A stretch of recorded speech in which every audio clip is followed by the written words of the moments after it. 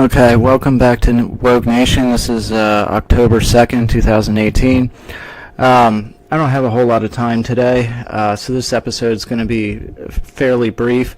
Right now, me and my family, we're in the process of moving into a new home, an actual house. It's a heck of a lot bigger than the place we just lived in. So it's moving from a very small apartment, which was just crammed with stuff. It's amazing the amount of stuff you accumulate over the years. It's shocking, actually. Because when I was first thinking about all this, I figured we'd run a U-Haul and it'd all be done in maybe one shot. And it was far from that. So I'm in the middle of that right now as we speak. So there isn't a whole lot of time for anything else, but I wanted to at least put something out here out there to you all as in the form of an episode of some sort, just because what's going on, of course, these days is a lot of just extremely important. I've said it many times before. This is an extremely critical point in our country, in our nation's history. No matter what happens, whether the left and socialism eventually wins the day, or whether we see Trump and his nationalism, which I support, actually win out and beat back the growing tide of socialism and government control and big government and the loss of freedoms of speech and conscience and all that. No matter which one wins out in the end, and I think the battle will be won fairly soon here by one side or the other. The midterms coming up, 2020 presidential elections, and within these next year or two, the next couple months, actually not even a month, November, and then 2020, you're going to see these are very pivotal. This short period of time is extremely pivotal. And you see beyond a shadow of a doubt just how pivotal it is. It's being played out in front of us with, what's going on with Brett Kavanaugh. I talked about it in my last episode, what I think of the hashtag Me Too movement, how it, it plays off in a lot of parts, in a lot of ways, off of hysterics. The women, and not all women, but liberal women, leftists, obviously use it as a platform for, man hating, and that's not a silly thing to say, because if you really look at their rhetoric, if you really listen to it, it's pretty obvious. This idea of toxic masculinity that they're pushing out there.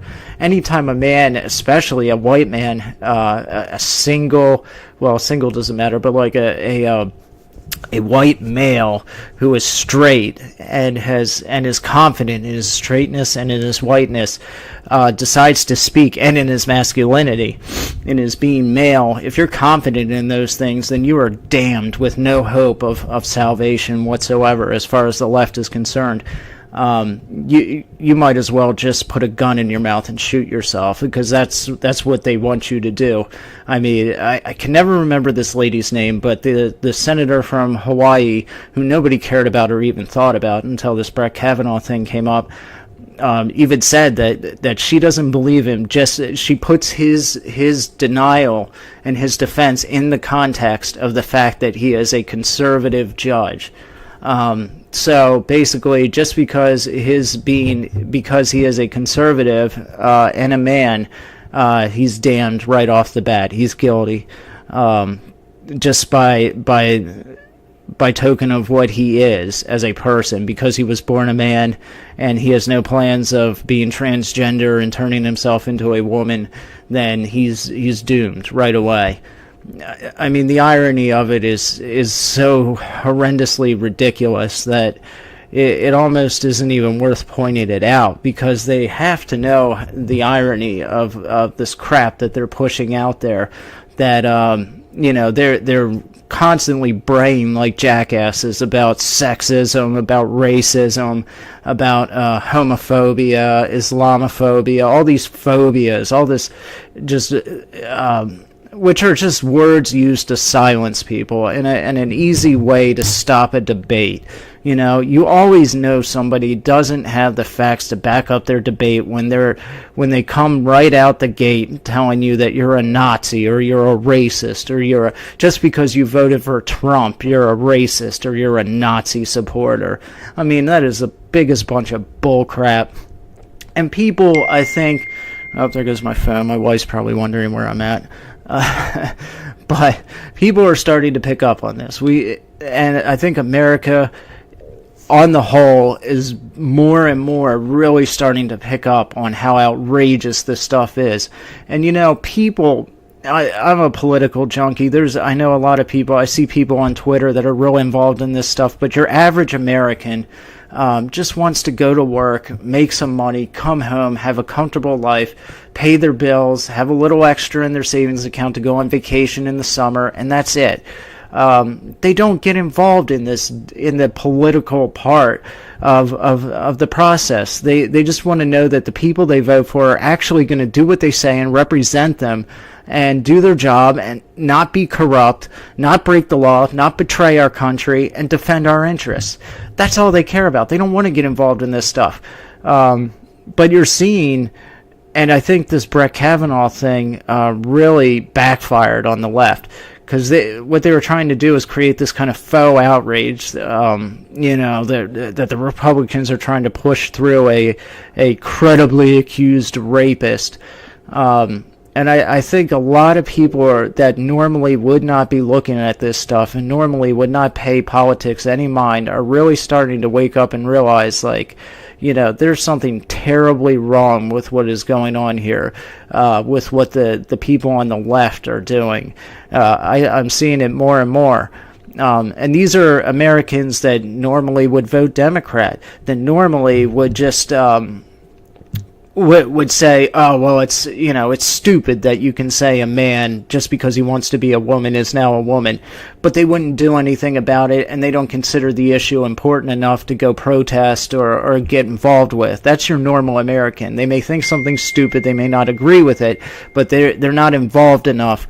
And they don't care enough, and frankly, they have their own worries and their own battles to fight on a personal level and at home and in the workplace to actually go and do something about it. So they're unmoved. They see these things happening. They may not agree with them, but on the whole, they're not going to do anything about it. Well, I think the more you see stuff like this Brett Kavanaugh issue going on, the more you see these kind of things happening, the more I'm noticing those normally passive Americans are really starting to wake up and realize that there's something terribly wrong with our system, with the due process, and just on the whole with the sense of fair play in the Democrat Party, the sense of justice, how they are using. I mean, when you see a party intentionally use rape and to use Me Too, something which is supposed to be there to expose sexual predators like Harvey Weinstein and Bill Cosby, and if things were just in this country, Bill Clinton as well. When you see something like that, a movement like that now being used as a weapon to crush somebody, to crush his family, they weren't just taking Brett Kavanaugh out of the nomination, out of the running to be nominated and voted on. They weren't settling just for that. They were going all the way. They were going to destroy this guy on every single level that you could possibly ruin a human being. What if they kept going with it? What is the ultimate result of that? His family fracturing, divorce, his kids not trusting him anymore based on baseless accusations. They don't give a damn about any of that. I was against the FBI investigation, largely, and I think anybody that on the left particularly that thinks that this FBI investigation is going to show anything is an idiot. I would point to, and this is somebody that I would never normally pay attention to, but Joe Biden. If you go on YouTube and listen to what Joe Biden in 1991 had to say about what an actual FBI investigation is. There's a great speech by him at the opening of the Clarence Thomas hearings, right before Clarence Thomas launched into that epic defense of himself that eventually got his name cleared with the stupid, senseless accusations by Anita Hill. But Joe Biden lays it out there solidly about to people who think that an FBI investigation is going to bring the clarity to this issue. It's not. An FBI investigation does not point the finger in the context of guilt. It does not prove guilt. It does not prove innocence. All it does is document she said, he said, they said. That's all it does, and it can make a recommendation. So at the most, at the end of this week, when the FBI concludes its investigation, if they indeed do within the week time frame that Trump has laid out, I think we'll be no nearer to truly knowing anything new than we did during the hearings themselves. And so that's why I was against it. But actually, as time has gone on these past few days, and I've been keeping up with like the Gateway Pundit and some of these other underground conservative news agencies who are doing like the on the ground work to find out what they can about Ford and her accusations and the truth of whether what she said can be verified. And they've been finding a lot of inconsistencies with her charges, with her accounts, with her allegations against Brett Kavanaugh. The prosecutor, I forget her first name, but the last name was Mitchell, who came in and questioned Ford about her testimony during the hearings, submitted her own report claiming that there were numerous, and she detailed the numerous inconsistencies in Ford's testimony. So the more time that goes by, the more holes you see in this, in what Ford said, the stupidity of what Ramirez's accusations are, which are even more vapid and full of holes than Ford's are. I mean, we could all sit here and go through how ridiculous they are, but I honestly, and even especially Michael Avenatti, I mean, if that guy said the sky is blue to me right to my face, I would still peek my head out the window to see if the sky was really blue. I mean, that's how little I trust anything that douchebag has to say. That guy is the most, I mean, he's like Satan in flesh. A slithering, squirming, reptilian embodiment of evil and sleaze. I mean, the guy just oozes sleaze. Tucker Carlson hit the nail on the head when he called the guy the creepy porn lawyer, and I hope he's known for that and known by that moniker until the day he dies, unless he does an about face and repents and whatever, turns his life around. But I don't see that happening. But until it does, he should be known as the creepy porn lawyer with no decency, not a shred of credibility. The guy is a monster and a snake in the grass. Who gives a damn what that guy has to say? And Julie Swetnick, or whatever, his the third accuser, her allegations are so outrageously stupid. Brett Kavanaugh couldn't have described it better by saying it was something out of the Twilight Zone. The idea that he's a gang rapist and going around drugging and raping mass amounts of women at these parties, and she witnessed it over 10 different parties and never said a word. I mean, you don't get more stupid than that. I mean, only an idiot would believe a story like that. Only somebody who knows it's not true, but that can use it politically for the sensation factor to bring to destroy somebody's name and credibility would use it, i.e. the Democrat Party. But what needs to come out of this, and yes, my phone is blowing up. I'm sure my wife's like, where are you? Hopefully she doesn't listen to this episode. But I'm supposed to be unpacking the car. Shut up! But what needs to happen here is,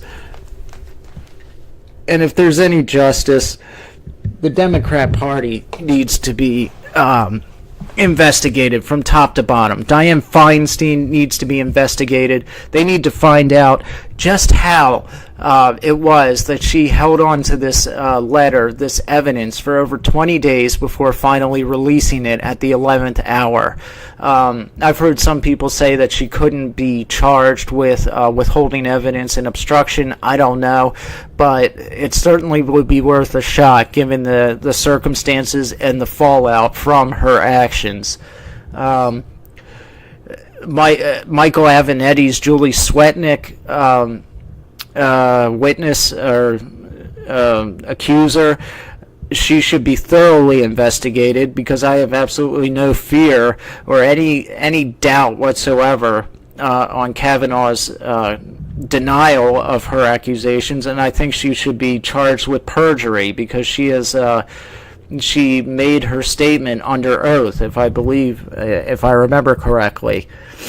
So she should be charged with perjury, because I do not believe for a second that what she said is true. I know they are pursuing perjury charges and false accusation charges against somebody who claimed that Kavanaugh was on a boat up near Rhode Island and molested somebody, and then the guy who made the accusation then withdrew his accusation and claimed that I was only kidding or something. Well, now guess what, buddy? This is what happens when you do stuff like that. Now you can face up to 10 years in prison for that. Whether he will or not, I don't know, but he should be charged, and they should throw the book at him as a warning to anybody who thinks this kind of stuff is okay. Playing games with somebody's reputation, with their family, with their life, destroying everything about them and just thinking it's a game. That's exactly what the Democrats are doing. Like I said, Dianne Feinstein should be investigated, and they should turn around and actually take the Democrats at their word. Okay, you're really worried about sexual allegations. You're worried about all these things, rape and all this kind of stuff. Okay, well, guess what? We're not going to rest until Keith Ellison is in jail for the next 30 years. We're going to investigate Cory Booker, who was admitted to groping somebody when he was 15. Oh, well, I was 15 then. Well, guess what? Brett Kavanaugh was 17, and that was 35 years ago, and we're just hearing the first words of it now. And he denies it. You, Cory Booker, admit it. So guess what? You're going down too. And we could go on and on. But you don't hear the Democrats saying a word to Cory Booker. You don't hear the Democrats saying a word about Keith Ellison. No. And that's how you know that this is all just a sham. It is a valueless, moralless sham. I don't know how it's going. The only thing that positive that I see coming out of this is that the lines have been so clearly drawn now in the country to where you have no doubt what the two sides are. You have an increasingly socialized Democrat Party on the left who will very clearly and very obviously, nakedly, do anything that they possibly can to win. They have no scruples, no values, no morals. They do not care about anything except the pursuit of power, obtaining it and keeping it and crushing their enemies. That much is so freaking obvious that anybody who doubts it is an idiot. And then you have the right, the conservatives, which is a shamefully divided party. You have the conservatives on some establishment Republicans who are just as bad as the Democrats, and they should be kicked out of office, and I hope they lose in November. I hope that they keep the majority, because there are still good guys in there, but there are, without a shadow of a doubt, Republicans who very easily can be swayed and bought, like that Flake imbecile who caved at the last second and is the one that demanded, along with Murkowski and I think I forget the other guy's name or lady's name, but at the last second caved and demanded a week-long FBI investigation, a seventh one, They even asked him, if it weren't for the fact that you're retiring after this, and you have no stake whatsoever in what happens during the midterms, would you have done this? And he said, absolutely not. So really, he's admitting that he has no principles. That the only thing that he's free to do this because he's not being reelected. But were he to be up for re-election in November, then he wouldn't have done this. Well, you just admitted that you have no real values then, that this is all just, it doesn't matter. Now you just don't care because you have no future stake in this. It doesn't matter. Now you can take a stand because you have no stake in this. What a bunch of bull crap. And these are the people we vote in. You got to be kidding me. No wonder people voted Trump in, and Trump would win again in 2020.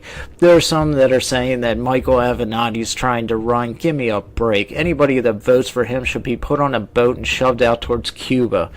You got to be joking. Michael Avenatti, the lawyer to the porn stars, the creepy porn lawyer, as our president. I would hang myself. I would go to Canada and hang myself.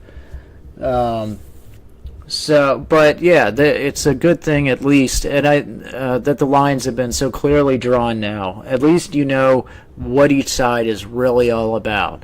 You have the nationalists on one side with Trump, and then you have some establishment Republicans who should be thrown out just like the rest of the Democrats.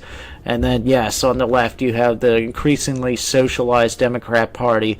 For those of you who don't think that they're becoming increasingly socialized, just look at Alexandria Ocasio-Cortez. She just got Barack Obama's endorsement, stamp of approval, and she openly admits that she is a socialist. So that's the direction that they're headed. That's the future of the Democrat Party, and they will do anything to have their future be the future of America. There is no more anybody who thinks that this country is going to come back together and be less divided or find peace again, I think is just in denial. We are far beyond that, and it will never happen. The lines there is too deep of a divide, and if you look at what happened with Brett Kavanaugh, you can very clearly see that the Democrat Party will not accept anything except absolute surrender. You can concede and concede and concede all day, but as long as you're alive, as long as you're still breathing, they will be coming for you. It does not matter. So you got to be in it to win it, and that's it. There is nothing else. And honestly, even though voting good guys in with principle is a great thing, and I fully support it, I have my doubts about some of the good moral Republicans, only because they refuse to fight the way Trump does. And it's been proven now that the only way to really win is to fight fire with fire. Not to be as corrupt as they are, not to do the same soulless, valueless things that they've done, like what they did to Kavanaugh, but you saw the way Kavanaugh defended himself. You have to go out there with that raw emotion and just street fight. And that's what saved him, I think. And it's what got Trump to really back him again, because he was wavering. And, Trump loves anybody that fights back like that. So, anyway, I know this episode was kind of all over the place. Oh, I do want to send a special thank you out to the Christopher Scott show, to Christopher Scott. He mentioned me in one of his recent episodes, and I really appreciate it. That was very humbling to hear him mention my show here, Woke Nation, on his show. He mentioned me as a peer, which is incredibly humbling, because I think of him and his show as far beyond me. He's on another level. He has a great show going, and I listen to him almost every day. It's the Christopher Scott Show. For anyone who hasn't listened to it, go listen to him. He's one of those rare voices of common sense in these insane times that we're living in. So, yes, definitely go check out the Christopher Scott Show. Again, Chris, I appreciate the mention. It means an awful lot. Thank you.